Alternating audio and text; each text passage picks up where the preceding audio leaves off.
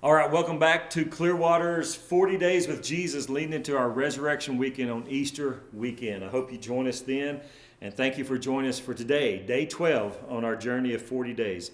Jesus offers grace, particularly from John chapter 7 and chapter 8.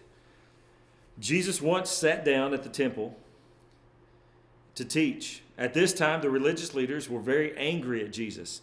Jesus had told everyone that he was God, the one who gives living water to the thirsty.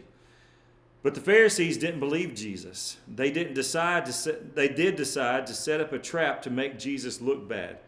So while Jesus was teaching, the religious leaders drug a woman in front of them, in front of the crowd. They announced to everyone that she was a bad sinner. According to their law, the woman should be stoned to death. So what do you say, Jesus? This was a trap. If Jesus agreed that the woman should be killed, the Roman guards would arrest him for causing trouble. But if Jesus said that the Jewish law did not matter, the crowds would stop listening to him. So what did Jesus say? While the people waited to hear his answer, Jesus bent down and wrote in the dirt. Then Jesus stood up and said, "Let him who is without sin among you be the first to throw a stone at her." And that's in John chapter 8, verse 7. Jesus bent down and began writing again. Yes, the sinful woman had broken God's law, but she wasn't the only one. No person in the crowd was without sin. They all deserved punishment. One by one, each person walked away. Jesus knew that God's law was all about love. Jesus loved the woman and rescued her. He showed her grace, even in the midst of her sin.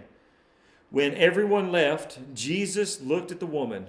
Where are they? Has anyone condemned you?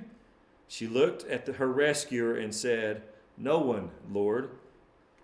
Then Jesus, the only one who was without sin, said, "Neither do I condemn you. Go, and from now on, sin no more." That's verse 11.